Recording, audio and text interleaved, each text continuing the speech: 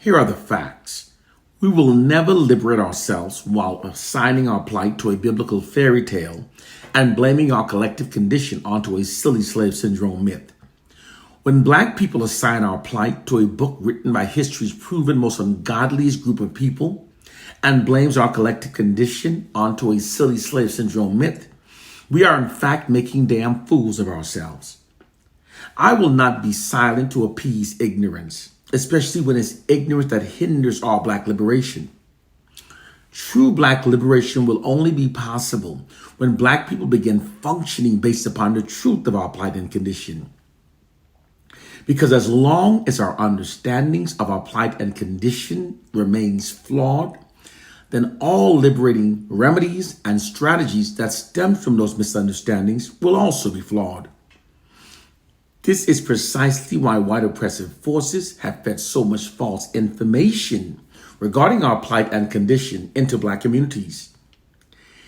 Keeping our understandings flawed is how they keep our liberating remedies flawed, thus preventing us from liberating ourselves. This is why those of us who know the truth must teach African proverb. We must teach the truth even though millions of our people have been brainwashed to hate those of us who now teaches it. We must teach the truth regardless of this fact because we're spiritually called by our ancestors to awaken the sleeping sheep, not to appease the mentally enslaved goats. True Black liberation begins with learning what the real matrix actually is. To know what the real matrix actually is, you have to first learn social science. Social science is one of the branch of science devoted to the study of human behavior, specifically how people behave and function based upon their perception of what's true rather than what actually is true. Therefore, all that's required for controlling and mentally enslaving people is to merely control what people perceive as being true. The white society controls what most people believe to be true, and they've exploited this immense position of power to create the real matrix. The real matrix is not a computer simulation. It's not a movie, nor does it have anything to do with a red pill. The real matrix is an elaborate perception management system that creates and sustains false perceptions within a society that aids in maintaining white social dominance.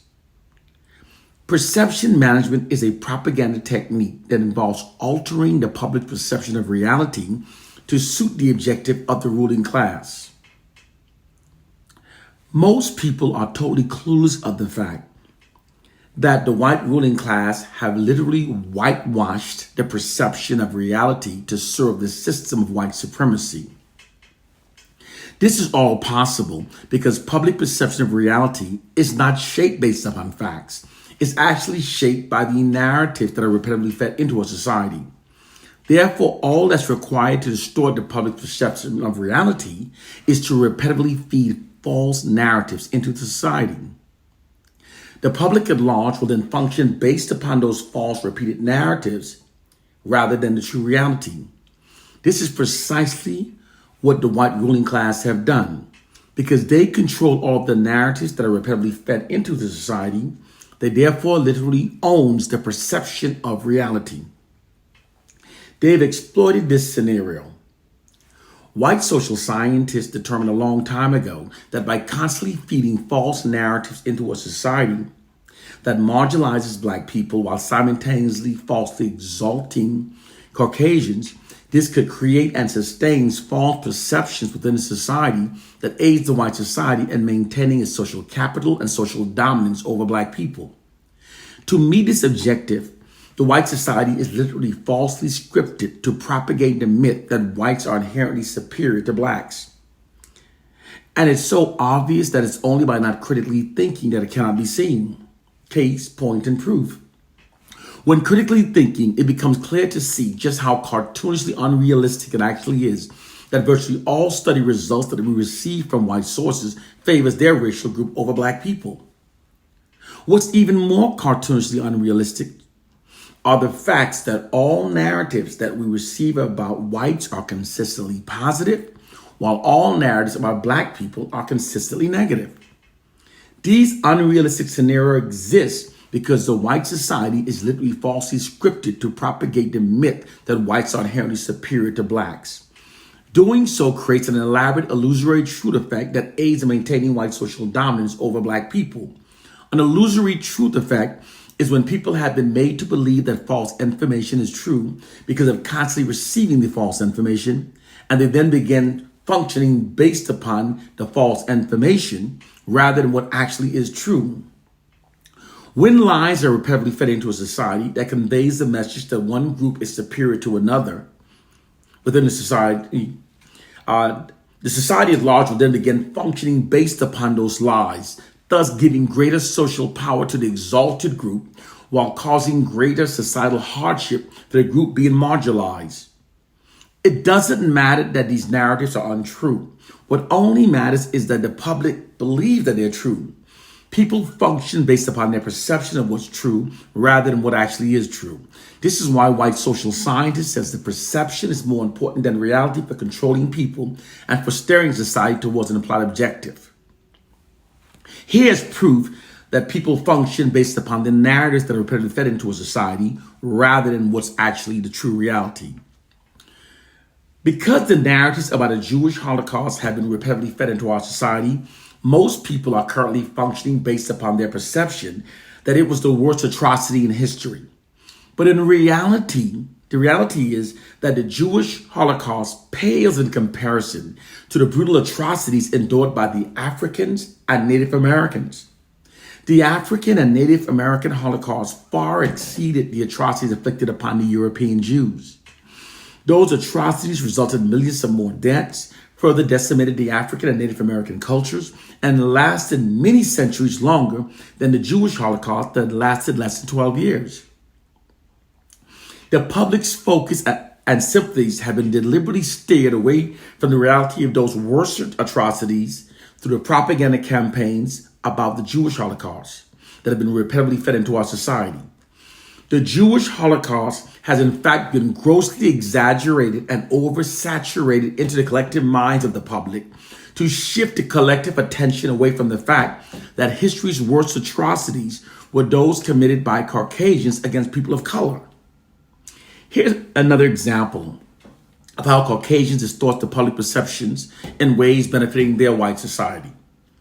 In the book entitled The Iceman Inheritance, author Michael J. Bradley, whom himself is a Caucasian, writes that throughout history, the Caucasians have demonstrated an entrenched predisposition for brutal racism that is matched only by their proclivity for deceit, greed, and hunger for power.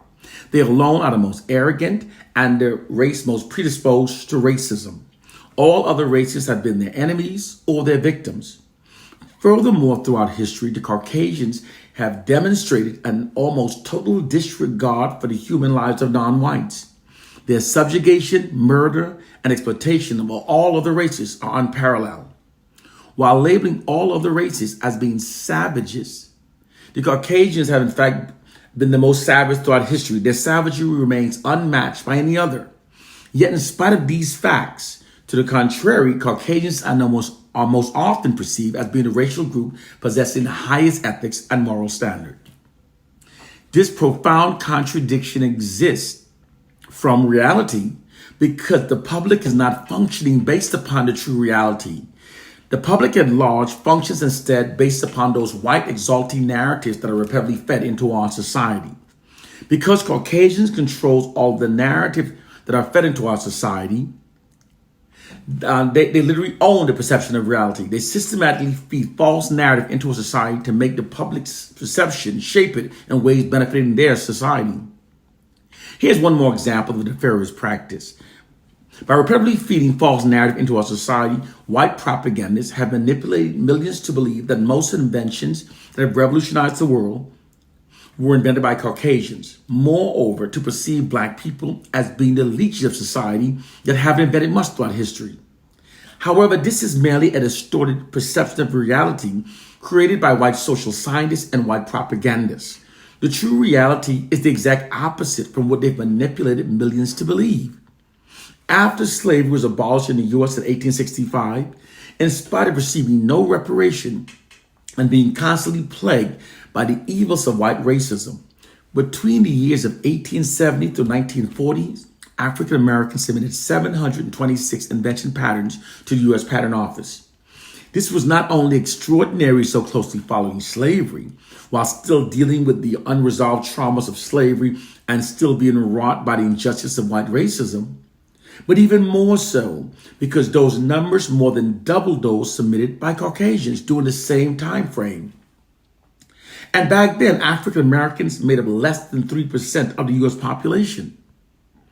The hidden reality is that most inventions that have revolutionized the world were either in fact invented by Black people or were directly inspired by early inventions by Black people.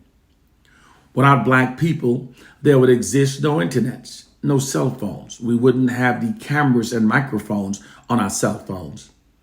We wouldn't have the accurate weather forecasting system. We wouldn't have the cataract laser removal scope. There would be no emails, no GPS, hearing aids, no touch-tone phones, no caller IDs, no home civilian security systems, no motorized vehicles, no steam engines, no traffic lights, no working light bulbs, no elevators, therefore no skyscrapers, no air conditioning. We wouldn't have the modern color PC. We wouldn't have 3D movies. We wouldn't have central heating, refrigerators, helicopters, washing machines, lawnmowers, dryers, refrigerated trucks, blood banks, fiber optics, nanotechnology, female sanitary pads, doorknobs, bathroom tissue holders, pencil sharpening, etc., etc. These facts are being suppressed from the public through the white society's monopoly over information. Black people have in fact enriched nearly every aspect of the lives of every person on this planet through our many inventions. Your perception of reality is an elaborate white deception. The oppressor's depiction of the oppressed is never a true one. It's always negatively distorted to serve the oppressor's nefarious agendas against the oppressed. This has remained a consistent fact throughout history, and is still especially true now in regard to Black people living under white dominance.